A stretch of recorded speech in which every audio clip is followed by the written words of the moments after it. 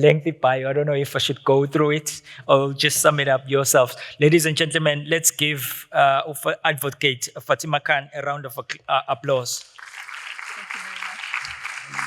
Thank you very much. You're going to be fine. Fine. Okay. You can just sum it up, where you come from and all of those things. Do I do this myself? Yes. If okay. You can just point it, yeah. Hello, everyone. My name is Fathima Khan. I'm from eThekwini Municipality. I was in the legal department, then I went to revenue. I've drafted the rates policy, the credit control policy, and now I'm in real estate and property. But I think with my revenue background, I was asked to do this case, AfriForum versus NERSA and others, because it's been on everybody's tongues recently. So without further ado, let's go through it.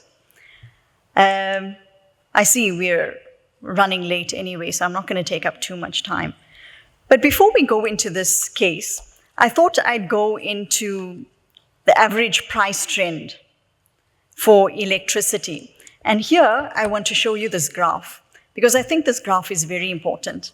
It takes us through from 2003 right up to 2023. And if you look at the graph, it's actually a 700% price increase from that time to now. And when you think of it, big businesses is paying such an increase, tremendous increase in electricity, then there's bound to be challenges. Like Mr. Ngidi had said earlier, considering that South Africa used to be the cheapest supplier of electricity, when we see a 700% increase, then it's going to be driven by pressure from the people and obviously from big businesses, right? But having said that, the processes must be aligned to the Act and to the policy, and that's what we're going to talk through today. So there's this controversial methodology that everybody's been talking about, right? And we're going to go through that, and it's called the cost of supply. Not the methodology. First, let's go through cost of supply, because Mr. Ngidi spoke to you about cost of supply and how they're trying to make it easier. So this particular case concerned the tariffs that the people and the businesses, which is your end users, need to pay for electricity. So I'm simplifying the whole case for you, right? So basically, the municipality calculates the tariffs like you guys are doing, and NERSA, as custodian and enforcer of the regulatory framework, considers and approves the tariffs calculated by the municipality. Exactly what you guys are doing now. So both the application by the municipality and the approval by NERSA must be based on the cost of supply of electricity. Now here comes the controversy. It's whether the methodology used by NERSA to determine this tariff is based on the cost of supply of electricity. And that's what the whole court case hinged on. But let's go through the legislation first, right? First, you've got the Electricity Regulation Act. So this determined that NERSA's methodology must comply with the electricity pricing policy, which you guys, for short, you call it the pricing policy. So this electricity pricing policy tries to strike that balance between affordable electricity for low-income consumers and cost-reflective tariffs for all other consumers. So you immediately know there's subsidies involved here. So the electricity prices should reflect efficient market signals and accurate cost of supply to ensure the financial viability of the electricity sector. All very nice in words. Simply put, cost of supply study is the cost in your municipality, the actual cost in your municipality to supply electricity. Then we go to the Municipal Systems Act. What does this say? It requires that the tariffs must reasonably reflect the costs associated with rendering the service. Again, it keeps on bringing up the same thing, the costs associated with the service. It's the actual cost to supply electricity to the customer in your municipality. So this cost of supply study takes into account the asset base, that is all your transformers, your lines, etc., and the condition of those assets, the depreciation of those assets, right?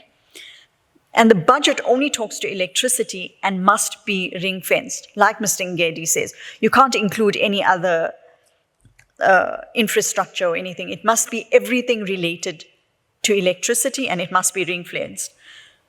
So the legislation in itself is very clear.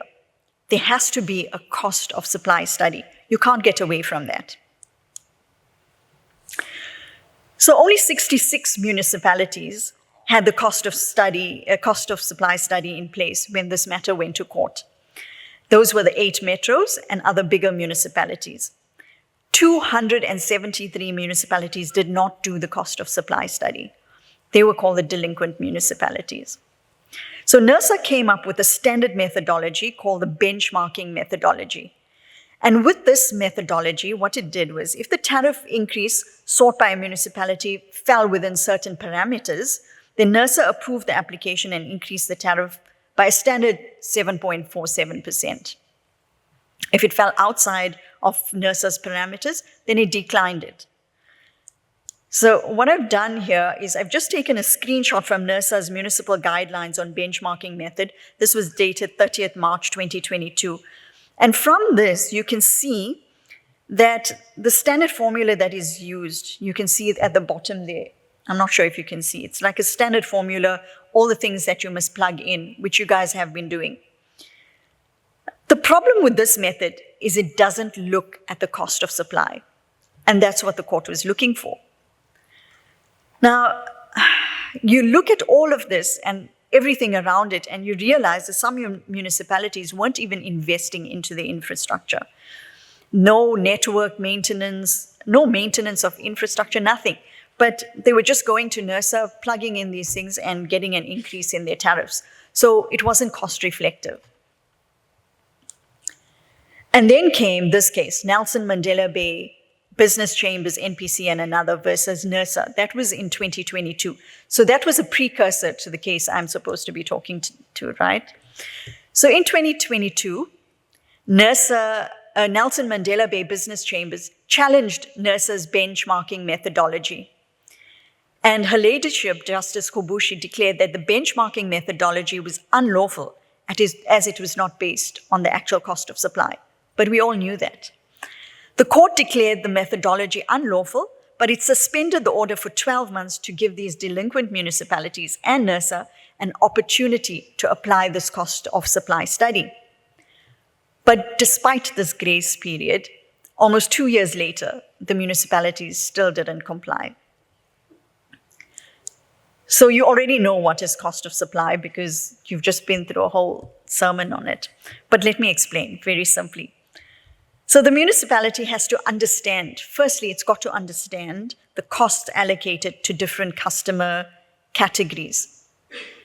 And when allocating the costs, the municipality has to take into account the indigent, different subsidies, pensioners, other rebates, and whatever else. It's got to understand its customer base. I'll give you one example. For example, if you have a customer service center, an electricity customer service center, not just a general customer service, because remember, everything is ring-fenced around electricity. So you have an electricity customer service center. You've got to decide which customer will subsidize this electricity customer service center. It has to go as detailed as that. So the cost of supply study requires time, money, resources, a lot of information, so the data. And very often, consultants are required to assist. In my municipality, for example, eThekwini, we've got engineers at our electricity department, but even then, we get consultants to assist us with this. So the study is very detailed and it drills down to the fuel use, the network, the staff complement, just like all of you have heard in the last lecture, right? It's very intensive. So Salga with AMU and GIS, from Germany, these are companies, they're very proactive in funding consultants. They have webinars on the cost of study and all of that. So they're trying to assist, but it's not going too far too quickly. And because the study is so intensive and costly, NERSA was trying to actually bridge the gap with its benchmarking methodology. You can understand why they went this far, right? Also, the cost of supply study may mean people actually pay more and you've heard that with the previous speaker, Mr. Ngedi said, it might not mean that you pay less. It may mean you pay more. Because if you look at the maintenance of your aging infrastructure costs, you look at cable theft, sabotage of infrastructure. Yes, I've used that word, sabotage. You may have to pick up the tariff, but is this sustainable? It may not be sustainable. The cost of supply doesn't necessarily mean cheaper prices. People were thinking, and they're going to court thinking it means cheaper prices. No, it's based on reflective prices of the municipality that the people will eventually have to pay. And Mr. Ngidi said in his presentation, it might mean 3 times the tariff that people are paying now. Then we go to the assumptions methodology, right? So when Her Ladyship Justice Hubushi gave the municipalities 12 months to comply, they were still unable to do this cost of supply study. So 2 municipalities wrote to NERSA. That was Knysna Municipality, which had a tariff application but no cost of supply study, and Kanaland Municipality, which provided neither a cost of supply nor a tariff application. So based on the 2 that they got, but NERSA knew that there was 270 or more, odd, but based on the 2, NERSA introduced another methodology. This was after the first court case that rubbished their first methodology. So they introduced another methodology called the assumptions methodology, where tariff increase applications were tested against certain assumptions. But again, there was no cost of supply study. So AfriForum now went to court, and that's the case we're dealing with. So the court agreed that the assumptions methodology holds echoes of the benchmarking methodology. No cost of supply was required, and the court declared the new methodology unlawful. And it says, NERSA, you've got to enforce compliance. So let's look at the financial impact, because compliance has financial impact of the budgets of the various municipality. So up to now, SALGA agreed with AfriForum, and they were with AfriForum all the way through that the cost of supply method must be used. So they didn't oppose it. They said, yes, yes, cost of supply, definitely 100%.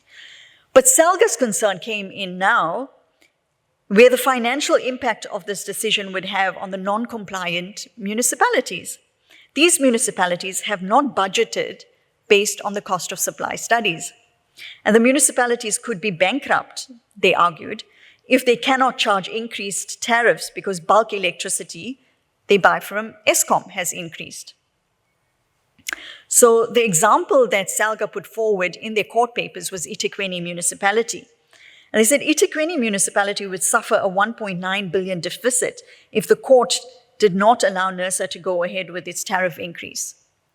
And the court looked at this example and it says, but eThekwini was one of the compliant municipalities and it was actually not affected by the cost of supply study. The court was, I can tell you, not impressed with SALGA's example, okay? However, in the light of the seriousness of SALGA's argument that municipalities were going to go bankrupt, the court granted a further extension to the delinquent municipalities. This caused a little bit of confusion, and SALGA and NERSA sought further clarity, and this went back to court on the 26th of June, 2024. So they had to go back. They sought an urgency because the new financial year started on 1st July 2024.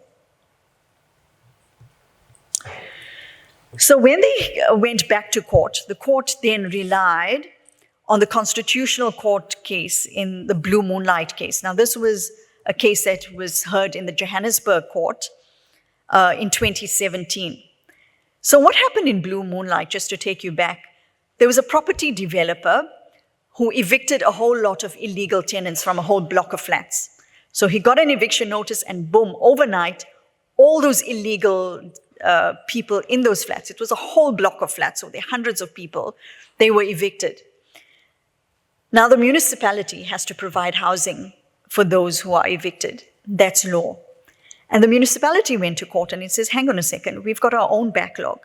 We don't have the money to provide housing because we didn't even budget for it. We didn't even know this eviction was going to happen. We didn't budget for it. And we already have our housing backlog. Sorry, we can't give them housing. And the court found that the municipality should have budgeted for the housing. So this went back to the budgets. So in deciding this matter, the Constitution Court relied on the judgment of Blue Moonlight case and declined to accept budgetary constraints as a justification for non-compliance. It held that it is not good enough for a city to state that it has not budgeted for something. It should have planned and budgeted for it in fulfillment of its obligations. Harsh, but it had to go with what the Constitutional Court had decided before. So NERSA and the municipalities were already granted 12 months grace period, which effectively became 20 months to bring themselves with the law. And within the 20 months, the court says, within that 20 months, no single municipality approached the court to vary and extend the time frame and to explain the non-compliance. So they were expecting municipalities to say, hang on a second, I'm in the middle of my study, can you grant me more time? I'm approaching the court for more time. And the court says, no municipality came to us. You just took it for granted that you can go ahead with whatever NERSA says you can do next and for somebody to bail you out. And that's not going to happen. So what's the way forward? So the court says the non-compliant municipalities were granted a further 60 days to approach NERSA with their cost of supply studies. And the municipalities that did not approach NERSA will have to charge their current existing tariffs, so no increases, right? As you've heard from Mr. Ngidi, SALGA is taking this up further. And that's it for the case. Thank you very much.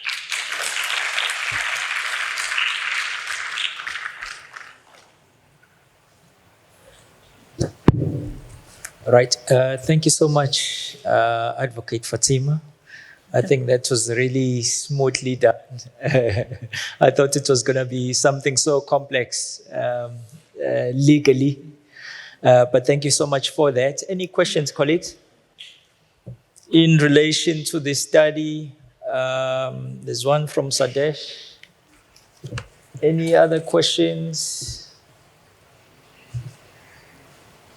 So will you be going to your municipalities to do the cost of supply studies now? Will you be keen? The lady from Abakolosi, are you clear? Do you clearly understand now? Okay, we'll give you a chance. Let's start with Sadesh. Thank you. Thanks, facilitator. Thanks, Fatima, for that informative presentation. Mine is not a question, it's probably just a comment. And we find that this is happening very often. We find that the courts are dictating how we as local government should operate. And sometimes it seems like the courts don't understand local government. Are you also of the opinion that some of the decisions that the courts undertake are not aligned to the Constitution and the MFMA in the local government space? Because we find that even though the cost of supply study needs to be done, the implementation of the cost of supply study in the year is going to impact municipalities. And we know that you can't change tariffs mid-year. It's against the law to change your tariffs mid-year. So I'm saying that the decisions that the courts undertake sometimes are very confusing to us. And perhaps, I'm not expecting an answer, but it was just a comment. But if you want to respond, then please do. Thanks. So the courts had actually looked at this and they said, listen, we come at the end, we're the judiciary. Your executive is making the law. And that's why I brought up the different legislation. If you go back, I brought up the legislation right at the beginning to show, listen, there was the Electricity Act, there was the Electricity Supply Act, there was the Municipal Systems Act, all of it in line by Parliament saying you have to do a cost of supply. So the judiciary comes and the judiciary can't change that. It can't challenge it. So if you are going to challenge it, and maybe NERSA should take it up, it should be right at the executive. It should be going to Parliament and saying, listen, you're not reflective of what's happening at the municipalities. We can't do the cost of supply as you are asking us to do. And in fact, it's taking us backward. So it's not the judiciary. The judiciary is just saying, this is what your legislation says. You've got to comply with the legislation.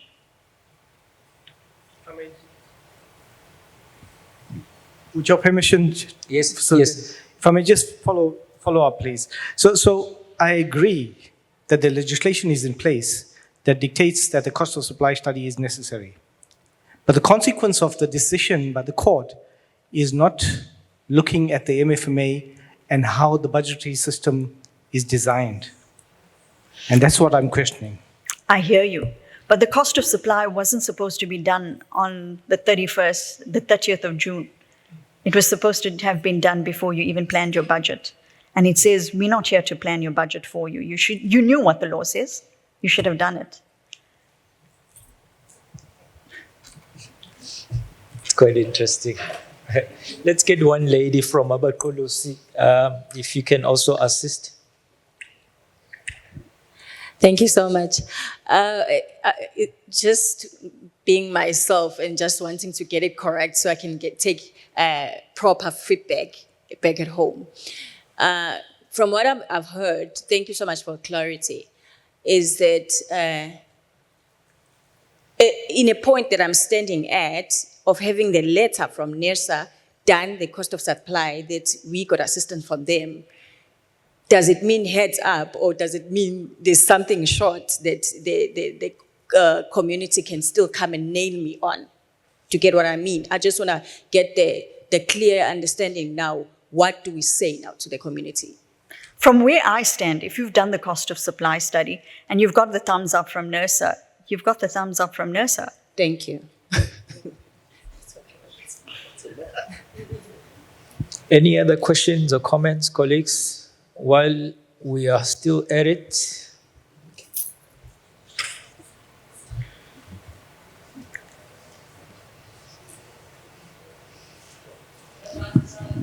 Thank you.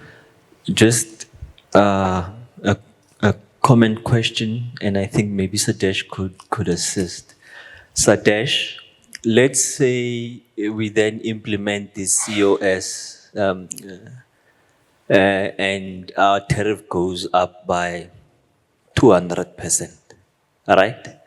Obviously, as local government, we're the first ones to be faced with protest action.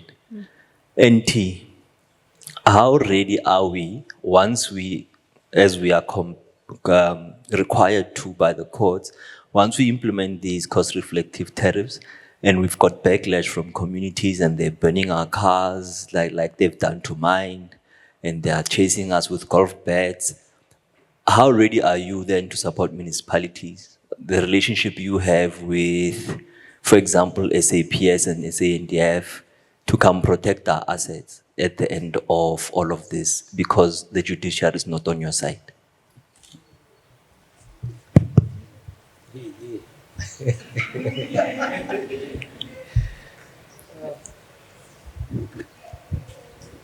Yeah, no, now you got me. So, I don't have an answer for you. Can I step in? The reality is, I'll give you a chance now.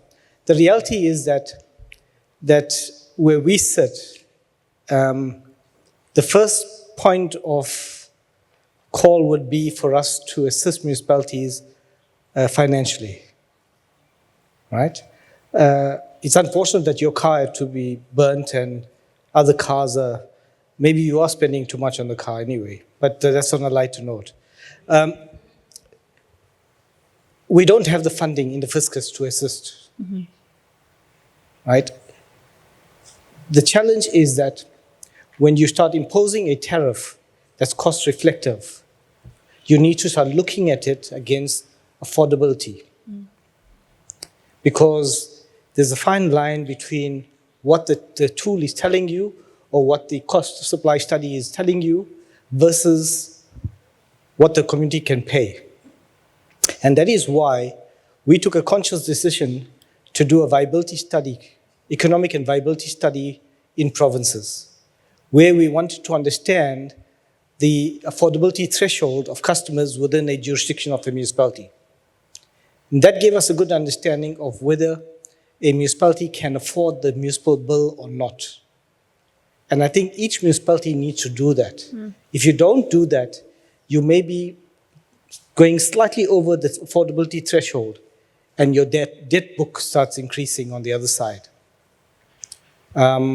So I don't have a direct answer for you about providing SAP and defense to come and assist you. Unfortunately, I don't have power over that kind of jurisdiction. So, but Fatima, over to you. I don't think it should get there. Like Sadesh has already said, and Mr. Ngidi has said as well, they are challenging this. But if you don't supply SALGA with the information from your municipality and with the stats from your municipality, how are they supposed to challenge it? So if they are challenging it, it's very good that they are, because then they can go back to the courts and say, listen, this is the study, this is the information we got, and we aren't able to do what you've asked us to do for these reasons, but provide them with the stats. They can't go with eThekwini stats when eThekwini is a metro that doesn't fit the bill. They need stats from your municipalities. So just one last point on this matter. So any study requires data. And from where we're sitting, we find that many of the municipalities, the smaller municipalities, don't keep the data that's required. You don't even have credible information that informs your deforms that goes to NERSA. And that is the crux of everything. So I'm pleading with the municipalities that are here. Please start keeping good records of your services, because the data will then inform what tariff is appropriate in your space. Data is critical in any of these studies. Thanks.